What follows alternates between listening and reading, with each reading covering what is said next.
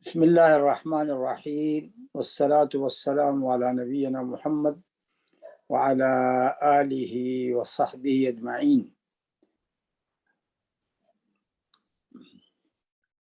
Dear viewers, Assalamu alaikum wa rahmatullahi wa barakatuh. In this session, we are going to speak about Al-Umrah followed by Al-Hajj, how to do Umrah and how to do Hajj. In a previous session, we have already explained that for the people who are coming from far distances from Arabia, the best form of Hajj is Hajj Tamattu. Hajj Tamattu means that they should have the intention of Umrah first, and once they do Umrah, they come out of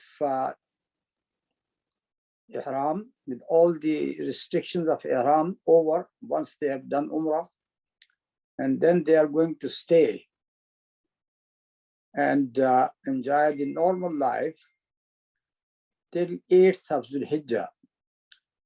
On 8th of Dhul Hijjah, they have to assume once again their Ihram for Hajj. So in this way, Hajj Tamattu is done. Tamattu itself means to enjoy. And as I said that after completing your Umrah and coming out of the restrictions of Ihram, then you can enjoy your normal life without any restrictions upon you. So let us start with the rituals of Umrah. The first thing is that you should be ready for your Umrah when you are about to begin your journey. If you are coming by air,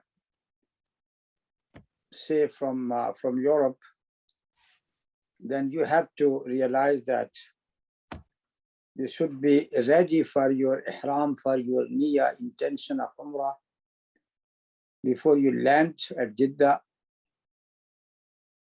When you pass by a certain point, which is known as Miqat, that is around 20 minutes before landing at Jeddah. So what is the best thing, according to our experience, that you should have 2 sheets of your Ihram, and that is for men only, ready with you. And once you are approaching Jeddah, there would be an announcement. If it is a Saudi Arabian plane, they are going to announce that we are going to land within such and such time. And normally it is 20 minutes before the landing.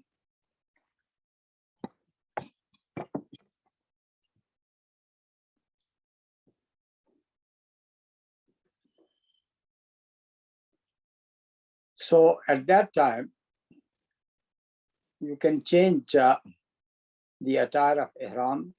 I mean, in Saudi plane, there is a place for prayer at the rear of the plane. So you can go there and you can change your clothes and wear the attire of Ihram, which are 2 sheets. And for women, there is no need for that because their own clothes, that is their Ihram. So for you, you have to offer 2 rakah prayer, and then you have to say these words, Allahumma labbaika umratan, labbaika umratan. That is just to express your intention. Normally, there is no need for the expression of the niyyah. Niyyah is in your heart. But because Umrah and Hajj are very rarely done in the life of a person, so this is why, just to make him aware of this niyyah, ulama and the scholars, they have said that you can say it by your tongue at that time. Labbaika umratan, Allahumma yassirha li wa taqabbalha binni. Oh Allah, make it easy for me and accept it from me. So you have done your 2 rak'ah nafil prayer and then this niyyah. And we have already said in our previous session that if there is a possibility that you might be prevented from doing Umrah because of circumstances, then you can add in your niyyah, وَإِنْ حَبَسَنِي حَابِسٌ فَمَحِلِّي حَيْثُ حَبَسْتَنِي. And if I was prevented to perform my Umrah and Hajj, then the place where I have been prevented, that is the place of my coming out of Ihram. So you become halal in that way, and there would be no penalty upon you. Then from time to time, you have to say, Labbaik, Labbaik, Allahumma Labbaik, Labbaik la sharika laka labbaik, innal hamda wan ni'mata laka wal mulk la sharika lak. Now you have landed, once you have landed at Jeddah, or any, even if you are coming by ship or by road, the main thing is that you pass by miqat, and at the place of miqat, you have to change your ihram and you have to have intention of Umrah. Now you are traveling towards Makkah, and once you enter Mecca and you have your luggage deposited in the hotel, and then you are coming towards Al-Kaaba, you enter into Al-Masjid Al-Haram with the same dua by which you enter any mosque. You say salah upon the Prophet sallallahu alaihi wasallam, and then you say Allahumma ftahli abwaba rahmatik. And once you got the first sight of Al-Kaaba, then say this dua, Allahumma zid hadha al-bayt tashrifan wa takriman wa ta'zima wa zid man zarahu mimman i'tamarahu aw hajjahu tashrifan wa takriman wa ta'zima. O Allah, increase this house in honor and dignity, and increase everyone who comes here for Hajj and Umrah in honor and dignity. The first thing you have to do to start your tawaf, so you are going to start it from the black stone. So come to the black stone. If you are able to kiss the black stone, you have to say Bismillah, Allahu Akbar at that time. And if you can't, try to rub it with your hand. And if you can't, then just point towards it with your hand. By pointing with your hand, you can say Bismillah, Allahu Akbar. Allahumma imanan bika wa tasdiqan li kitabika wa wafa'an bi ahdika wa ittiba'an li sunnati nabiyyika. Bismillah, Allahu Akbar. And that is another dua which you say at the starting point of your tawaf. Now let me remind you of two things which are also needed in the first tawaf, and that is ramal and ittiba', al-istiba'. Al-istiba' is to be done before starting your ihram, and that is, you got the upper sheet of your ihram on your body, which is covering your two shoulders.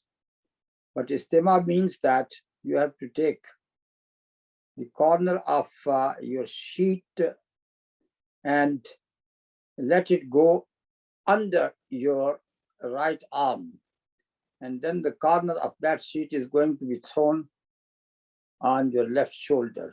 So in this way, your right shoulder would be bare.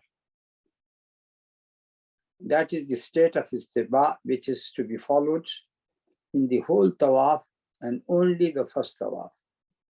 And the second thing is, when you start your tawaf, you have to do it in a way of ramal, which means jogging, in the first 3 circles, because tawaf is 7 circles around Al-Kaaba.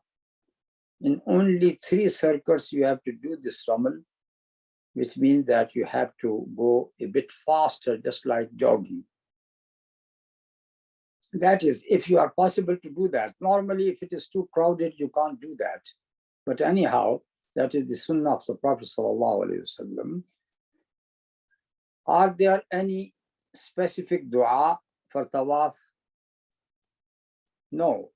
Whatever dua you remember, try to say it. It may be tasbihat like La ilaha illallah wahdah, La sharika la lahul mulku wa lahul hamd, yuhyi wa yumit wa huwa ala kulli shay'in qadir. It may be just Subhanallah, Alhamdulillah, Allahu Akbar, La ilaha illallah, as you say just after the prayer.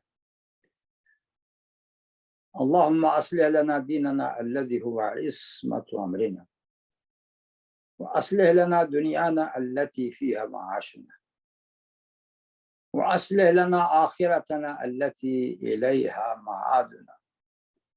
Allahumma jal al-hayat ziyadatan lana min kulli khair, wajal al-maut rahatan lana min kulli shar.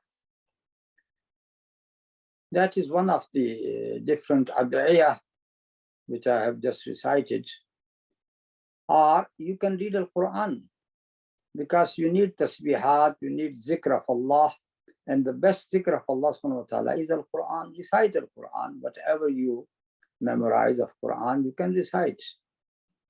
So you are going around the first circuit, and then in the first circuit, before you reach the black stone corner, the corner before it is known as Rukn Yamani, Yemeni corner, because it is facing towards south, towards Yemen.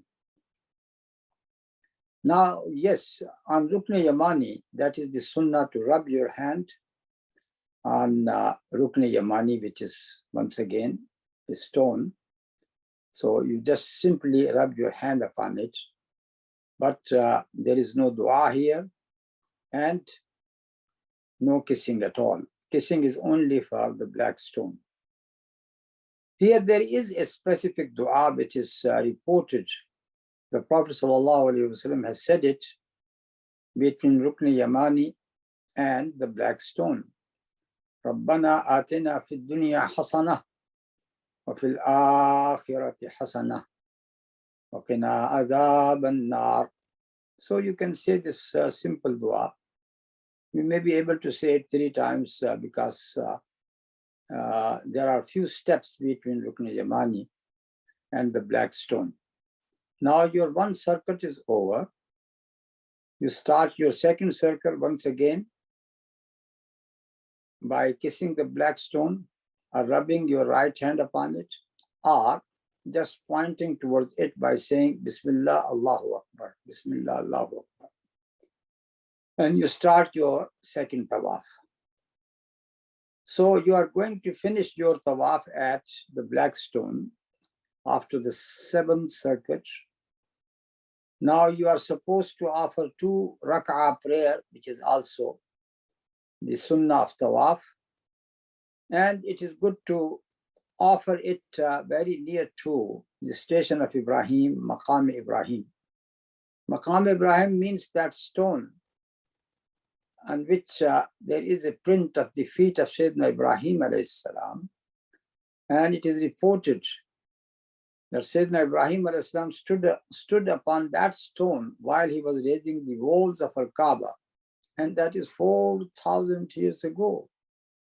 So this stone was just beside the wall, but later it was removed to the place where you see it now, few yards away from Al-Kaaba, and it is covered by a small structure of glasses. So you can pass by it in your tawaf, but there is nothing to rub your hand upon it, let alone to kiss it. Nothing of that sort is to be done there. The only sunnah which we know, that is to pray 2 rak'ah beside Maqam Ibrahim. But it depends upon the time. If it is too crowded, people would be in tawaf, and if you pray there, you are going to obstruct them. Someone may stumble if he hits you when you are praying. So it's better to pray at any place in Al-Masjid al-Haram, away from Maqam Ibrahim. So once you have done your 2 prayers, and there is a sunnah what to pray or what surah you have to say in these 2 rak'ah.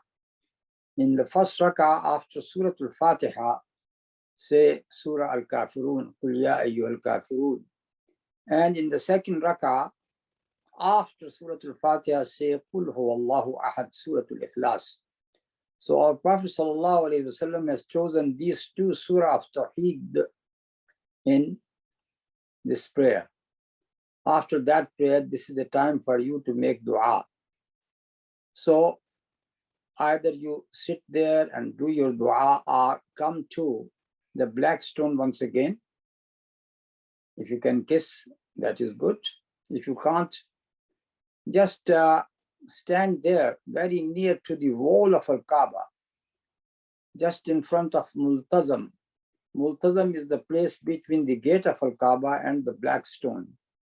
So if you can touch it with your hand, making your dua, that is good. But normally, because of the crowd, it may not be possible. So you can have your dua and then leave it after finishing your dua and start stepping towards Safa. Our Prophet ﷺ read this ayah of Surah Al-Baqarah while he was going towards Safa. Inna Safa wal Marwata min sha'irillah. ومن هج البيت أو اعتمر فلا جناح عليه أن يطوف بهما. And he said, أبدأ بما بدأ الله به. I do start from the very same Safa which is mentioned first by Allah subhanahu wa ta'ala in this ayah. Inna Safa wal Marwa. So you come to Safa first, which is a hill, and you have to ascend few steps until you come very near to the bottom of that hill. Nowadays, of course, it has been covered by a wall of glasses where you can't step over it. So just stand beside it, facing Al-Kaaba. If you can see Al-Kaaba, that is good. Even if you can't see it because of the construction in front of you of Al-Masjid al-Haram, just face Al-Kaaba and then say this tasbih. At least say it 3 times by raising your hand. Bismillah, Allahu Akbar. First we have said Allahu Akbar, La ilaha illallah wahdah, La sharika lah, Lahul mulku wa lahul hamd, wa huwa ala kulli shay'in qadir, La ilaha illallah wahdah, Nasara abdah, Nasara abdahu, Nasara sadaqa wa'dahu, wa Nasara abdahu, وأنجز أحده وحزم الأحزاب وحده. Now this dua or tasbih should be repeated 3 times, and after each time you have said it, add another dua with it. And one of the best dua, the Prophet ﷺ said it, Allahumma inni as'aluka bima hadaytani lil Islam, Allah tatawafani illa wa ana Muslim, illa wa ana Muslim. O Allah, as you have guided me to Islam, I ask you don't let me die except in the state of Islam. Allahumma inni as'aluka bima hadaytani lil-Islam an la tatawaffani illa wa ana Muslim. So, once again, La ilaha illallah wahdah, la sharika lah, lahul mulku wa lahul hamdu wa huwa ala kulli shay'in qadir.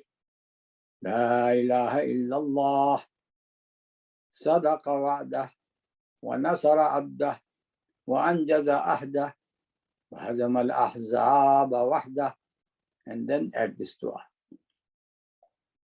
So after saying it 3 times, now you can leave Safa, heading towards the other hill, which is known as Marwa. This is a bit far, and according to my experience, the whole actions of Umrah could be finished in 1 hour 30 minutes. 30 minutes for Tawaf, and 1 hour for the 7 circuits of Sa'i, which is between Safa and Marwa. So it means this distance could be covered in 1 hour with a medium space.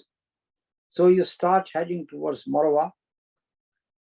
Once again, the same dua which we have done, which we have said in your tawaf, are good here as well. Tasbihat, zikr of Allah, recitation of the Quran. Another dua, Allahumma innaka afoon tuhibbul afwa fa'fu anni. Allahumma innaka afoon tuhibbul afwa fa'fu anni. Oh Allah, you forgive, you love forgiveness. Oh Allah, forgive me. Very soon you would reach a sign which is known as, there are 2 signs known as Milaini Akhdarain, 2 green signs. So from the first green sign, as you have done in Ramal, you have to go a bit faster, just like jogging, and that is only for men, not for women, until you come to the second sign, which is once again the green sign, and you stop there jogging and then take your normal pace. So that distance is not far between the 2 signs. It is a very short distance, but because as reported in the chronicles that Sayyidina Hajra radiyallahu ta'ala anha, the wife of Sayyidina Ibrahim alayhi salam, when she was left with the infant Ismail at that place, so she was looking for water. There was no water at all. She was looking for water, running between Safa and Marwa. So we just try to follow that sunnah. That was Hajra who was running at that time. Now Allah subhanahu wa ta'ala made it easy. It is only for men to run. Anyhow, Hajra radiallahu ta'ala anha found later that the water of Zamzam sprang from under the feet of Ismail, which was just beside Al-Kaaba, the same place where we find the well of Zamzam now. I may have missed saying that once you have done your tawaf and you were heading towards Safa, the Prophet ﷺ passed by the well of Zamzam and then drank from it.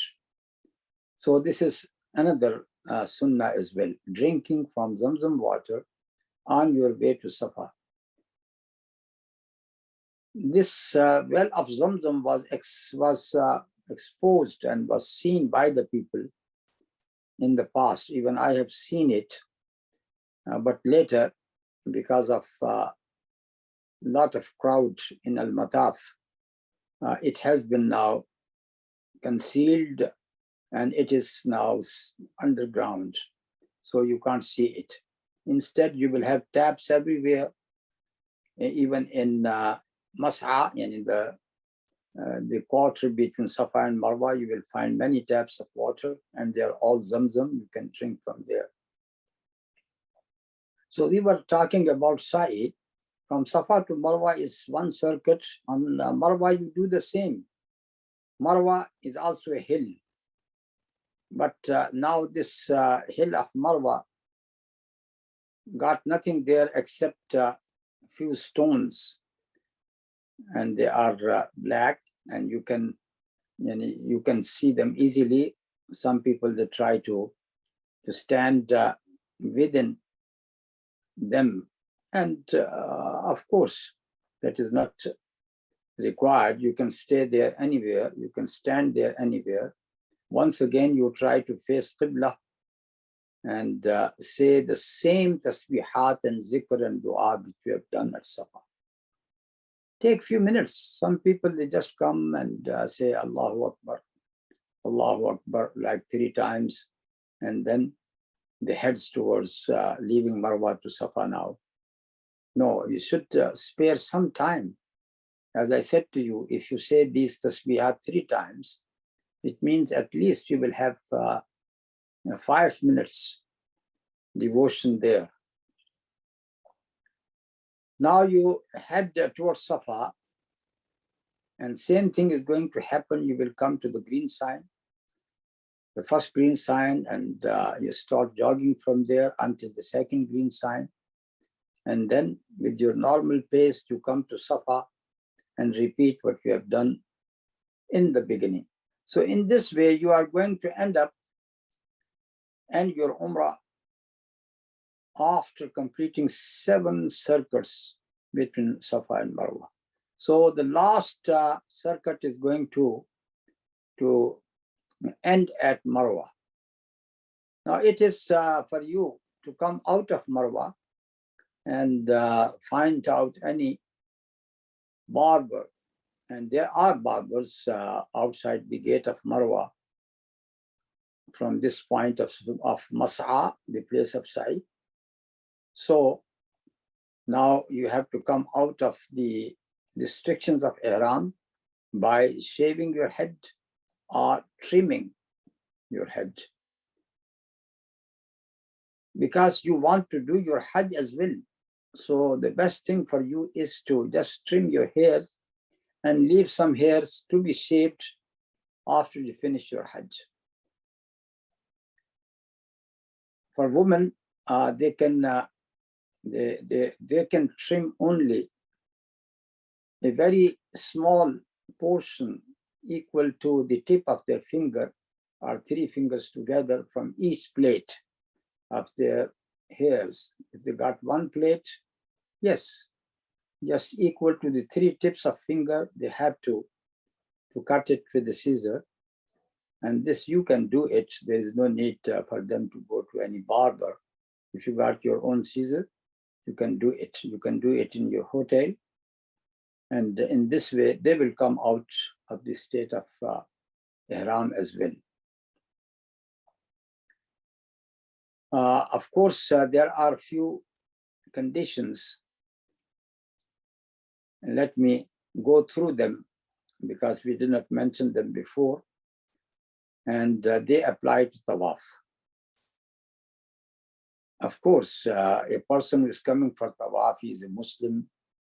And even if a child has assumed his Ihram and Niyyah, it means that he is well above 5-6 years. So he understands what he's doing. You should be tahir, you should do your wudu, and you have this intention of doing tawaf. Start it with the black stone.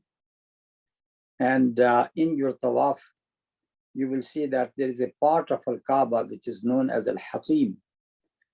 That is a meter-high wall. And this wall, which is, you can see it at the right side of Al-Kaaba, which go in a half circular way, that is known as Hatim. And that is the part of the wall which is a part of Al-Kaaba itself. What happened?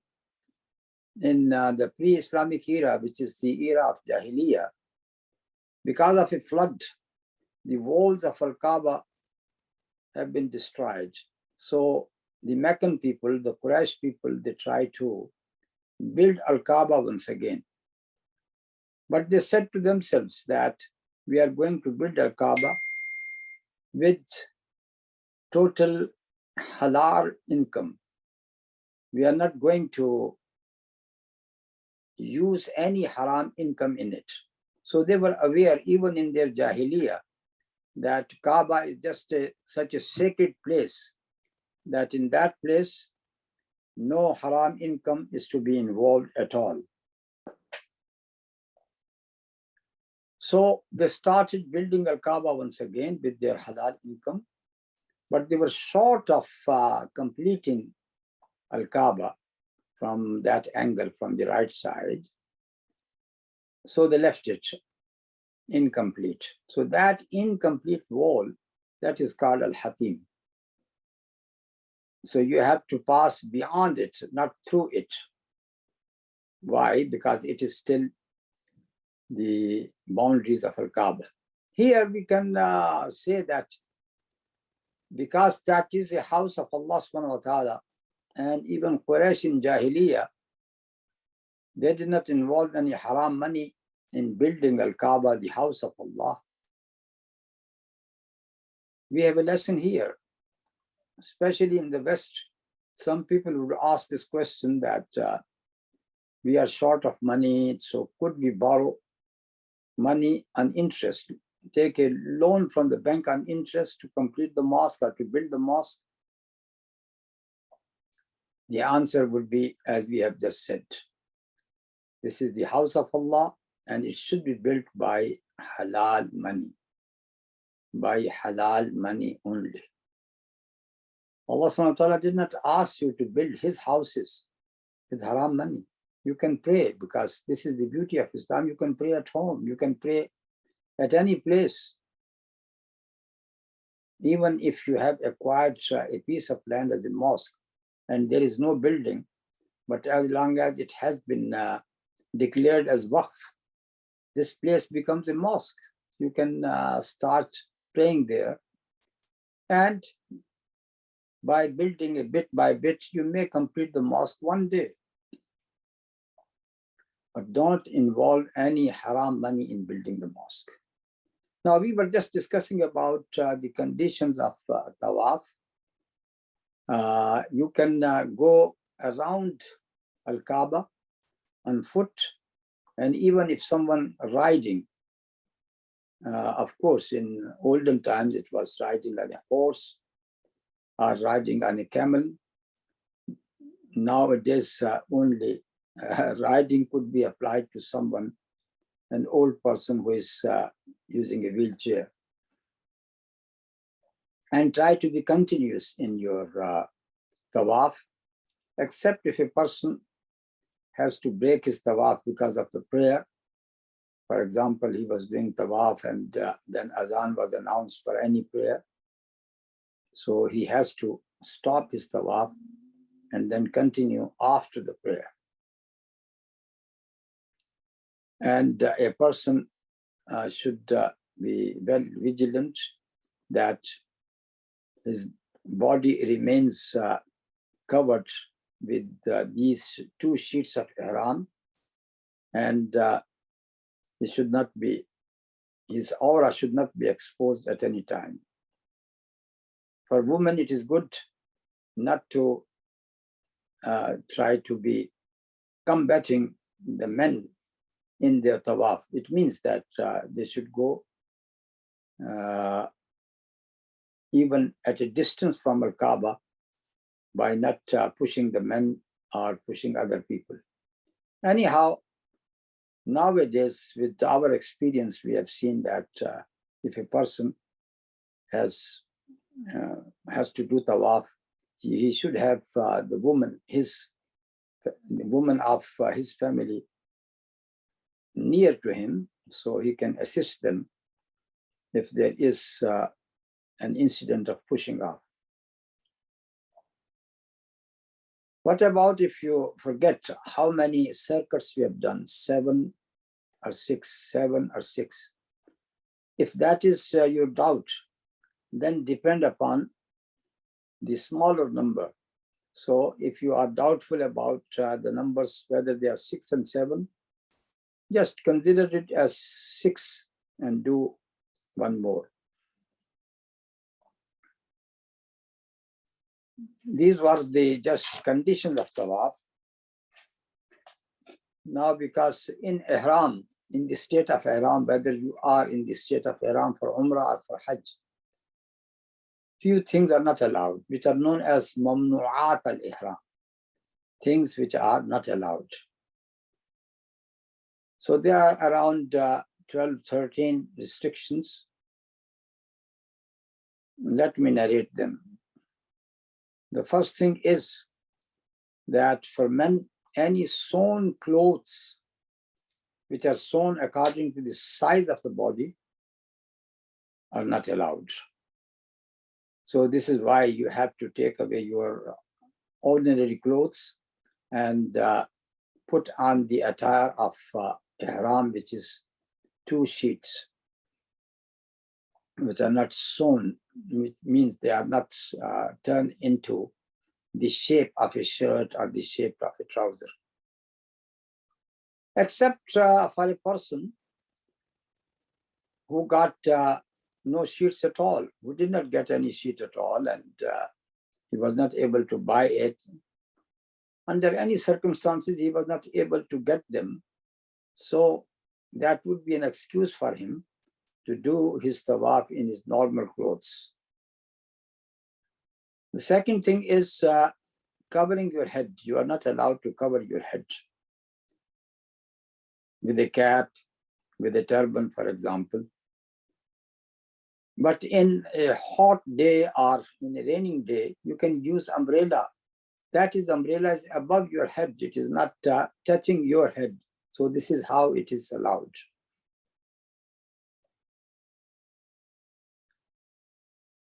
Now let us understand here that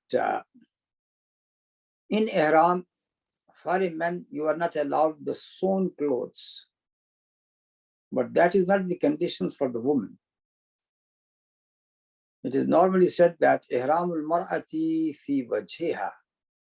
Ihram of a woman is in her face. It means that the restriction which is for men not to have sewn clothes upon them, that is for men. But for women, this conditions apply only for their face and their hands. لا تنتقب المرأة المحرمة ولا تلبس القفازين. The woman in ihram should not wear a niqab and should not have gloves upon her hands, because niqab is something which is attached to her head cover. So it is sewn with it. So this is why it is not allowed. And gloves are also something sewn. So it has been made easy for the woman that this restriction, which is for men, for the whole body, for them it is only applied to their faces and to their hands. But it does not mean that if they want to cover their faces, they can cover it with any loose scarf. Loose scarf, which is not sewn with according to the size of any organ of your body. So this should be realized, that any woman who wants to cover the face, she can cover in the presence of the men by any scarf, but not by niqab. The third is, it is not allowed for a person in the state of ihram to go for hunting. Of course, we have to mention this, though in our circumstances, we don't see any person doing any hunting during his Hajj journey when he is in the state of ihram. But in olden days, And even nowadays, if a caravan is coming by foot, because there might be people who are coming from short distances, they might be coming on foot or by buses. So they are coming by road. So if they have to cover a long distance by road, they might see some games around them, like deer or gazelle. So they can, if they want to hunt, that is not allowed. So this is why we have to mention it. So any games, land games is not allowed. Just this restriction is about the land games. The fourth condition is, the fourth restriction is to cutting the nails. That is not allowed. The fifth, trimming your hairs or cutting them while you are assuming your ihram, that is not allowed. And if a person, because of illness, because of any other type of his need to scratch his head, he can do that, but then he has to offer the fidya, which is known as dam as well, that he has to offer a sacrifice of a goat, of a sheep. And if he does not find it, then he can have to fast for 3 days or feed 10 masakin. The sixth condition or restriction is not to use perfume. Seventh, we have already mentioned about the prevention of hunting, but here within the limits of haram, he is not allowed to cut any tree or any grass as well, let alone hunting, which is not allowed, even he is not in the state of ihram. That is an additional restrictions which applies to hudud al-haram, the areas around Makkah. There is a limit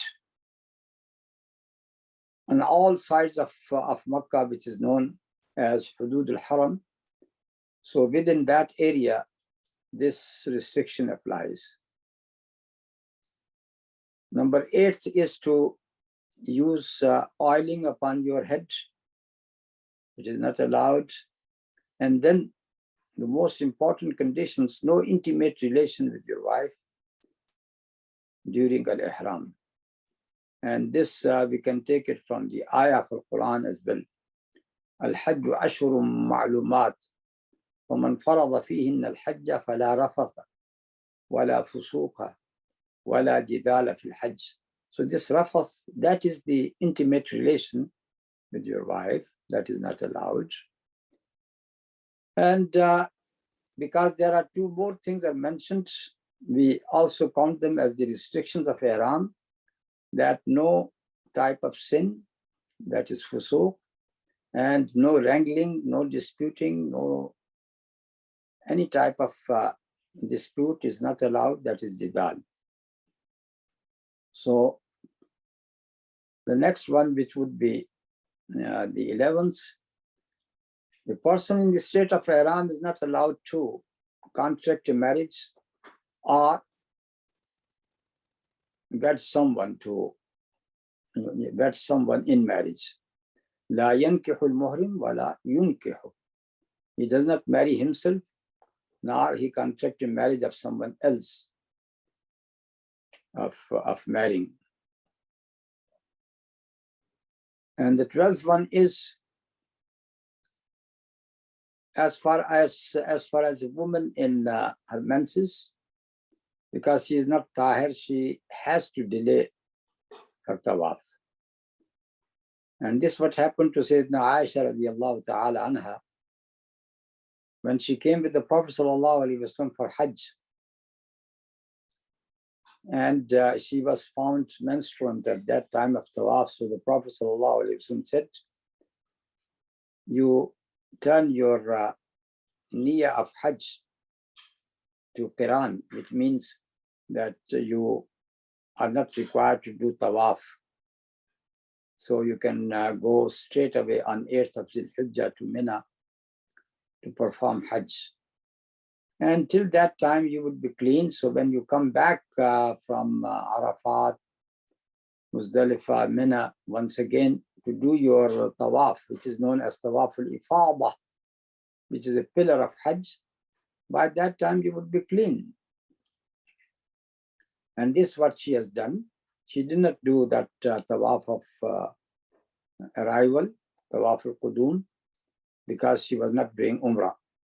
And she can go through Hajj by 8th of Dhul Hijjah. But later, after finishing her Hajj, she said to the Prophet ﷺ that I see all the people, they have done their Umrah and Hajj together. And I have done my Hajj alone, so I want to do Umrah. That was a very unique case. So this is why the Prophet ﷺ allowed her to go to any place which is out of the limits of Haram. And she has gone to a place called Tan'im with her brother Abdurrahman. And from there, she has to assume the niyyah of al-Umrah. And then she performed her Umrah, which is just tawaf and sa'i, as we have just known. Now people, they have taken it as a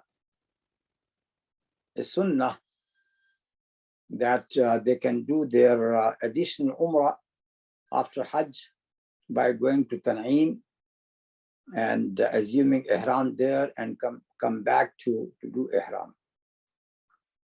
That is not the case. This was an exceptional case, and this should remain exceptional. Any person who finds himself in this state, a woman, because of the very same reason which prevented Aisha radiallahu ta'ala anha to do tawaf, or a man, for some reason he was not able to do Umrah and he has done his Hajj alone, which is known as Ifrad, and he wanted to do another Umrah. There is a good possibility for him to go to Al-Madinah, and once coming back from Al-Madinah, he can assume his ihram from the miqat of Al-Madinah, which is Dhul Hulayfa, and then he can do his Umrah. But suppose he was not able to go to Al-Madinah and he is going back to his country and he wants to do Umrah as well. So we can say that he can do the same way Aisha radiallahu ta'ala anha has done. So that is a possibility. So these are the preventions of Ihram. And by this prevention of Ihram, we can understand that if you commit any of those preventions, then in some cases your Umrah and Hajj is going to be fasid, invalid and completely. And that is one major thing, the intimacy with your wife. Other things you can compensate by offering a fidya, which is to sacrifice a sheep, or if you can't, then 3 days fasting. If you can't, then 10 miskins feeding. So these are the restrictions of Ihram. And we have also said about what is required in Tawaf. And as for Sa'i, the same thing, but Tahara is not compulsory. So if a person got no Tahara, he can still do his Sa'i between Safa and Marwa. And the second thing is, because the distance is far, if a person has been tired completely and he can't do his Tawaf because of that excuse, yes, he can take rest. he can take rest for an hour, for 2 hours, 3 hours, then come back. And then he can continue with the remaining circuits which he missed. So these are the things by which you have ended your Umrah. And after that, you have to assume once again your ihram for Hajj. This we are going to explain in our next lesson, that is about Al-Hajj. But few things which we can mention now, few different things which are related to Hajj. What about a child who is accompanied by his parents, by his relatives, performing Hajj?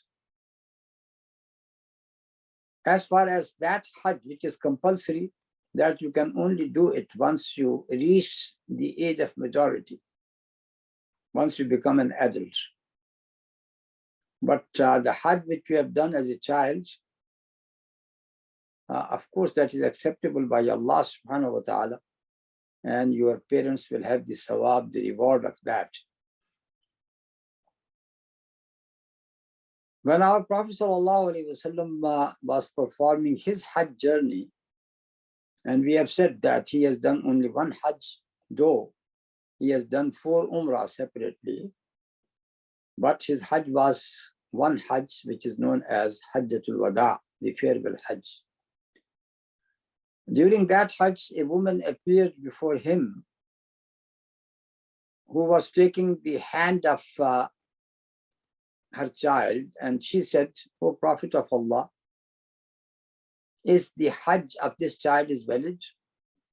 And the Prophet ﷺ said, "Yes, of course, and you will have the reward of doing that Hajj, or enabling him to do this Hajj." And there is another hadith of a Sahabi, Sa'ib bin Yazid.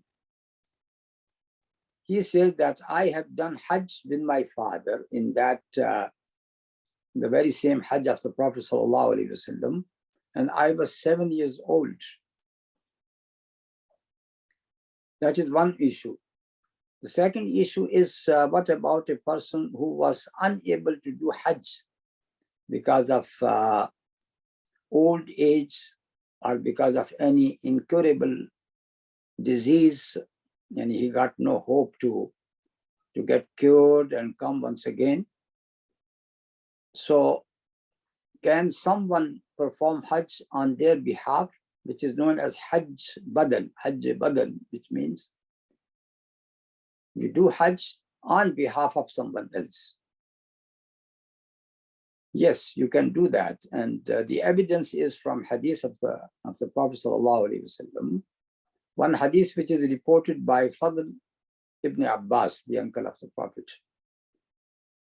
that a woman from the tribe of Bani Khatha'am appeared to the Prophet ﷺ, and she said that my father is an old person who can't ride upon the camel and come for Hajj.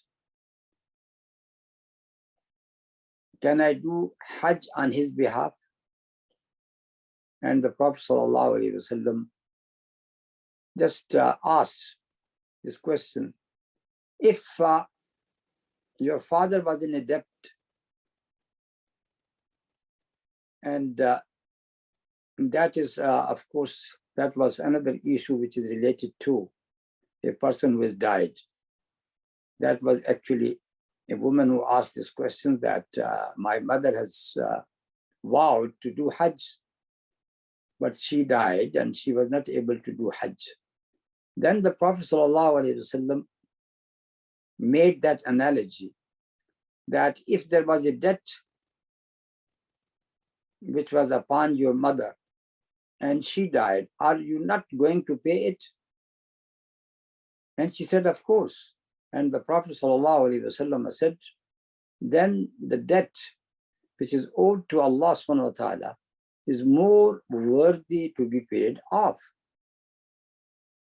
Because this Hajj, we do it for Allah subhanahu wa ta'ala. وَلِلَّهِ عَلَى النَّاسِ حِجُّ الْبَيْتِ مَنِ اسْتَطَاعَ إِلَيْهِ سَبِيلًا. وَمَنْ كَفَرَ فَإِنَّ اللَّهَ غَنِيٌّ عَنِ الْعَالَمِينَ. So it means that the same way you pay the debt of your father, your mother who have died, in the very same way, if they have not done Hajj, that is a debt upon them, and you can pay it. Coming back to the actual question, that was a person who is unable, who is not able to do Hajj or even Umrah, then you are allowed to do it. And there is another hadith which is reported by Abu Razin al-Uqayli, who asked this question to the Prophet ﷺ, that my father is a very old person and he can't do Hajj or Umrah. And so Prophet ﷺ allowed him to do it on his behalf. But there is only one condition. You can only do Hajj or Umrah on behalf of someone else once you have done your own Hajj, your own Umrah. And that is also supported by this hadith, that a person was saying labbaik, labbaik on behalf of Shubruma, labbaik and Shubruma. So he was asked, who is that Shubruma? And he answered, either he said he is my brother or someone else of his relative. So he was asked this question, have you done your Hajj? He said, no.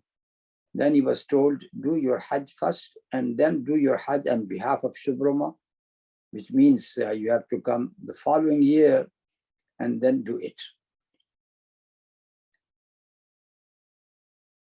Another issue is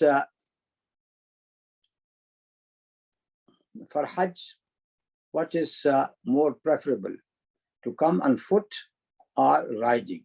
Of course, it depends upon the circumstances of a person. If a person is very close to Makkah and he wants to come on foot and he's able to do it, nothing to stop him. But normally, people are coming from distances, so they can come riding. Once the Prophet ﷺ, in his journey, he saw a man, an old person, who was walking in his Hajj, reclining upon his sons. The Prophet said, what happened to this person?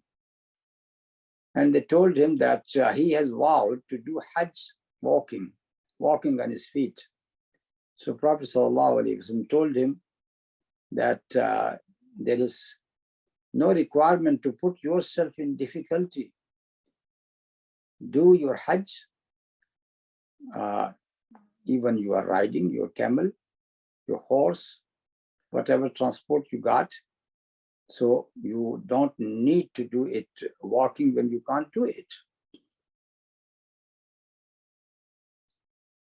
Another issue is, what about trading during Hajj time?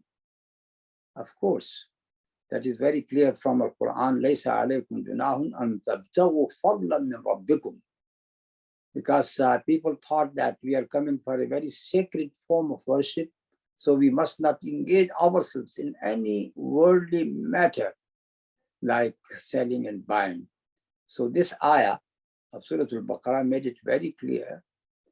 There is nothing wrong upon you, no sin upon you, that you seek the bounties of Allah subhanahu wa ta'ala from your Lord, which is explained as trading, by which you earn something and you can meet the expenses of Hajj.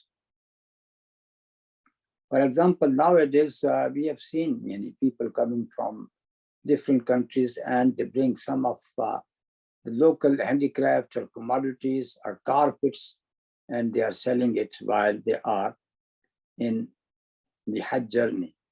Yes, that is allowed. So with these few things, now we come to the end of today's lesson. And inshallah, next time we will explain the rituals of Hajj. Wa sallallahu ta'ala ala nabiyyina Muhammad wa ala alihi wa sahbihi ajma'in. Wassalamu alaikum wa rahmatullahi wa barakatuh.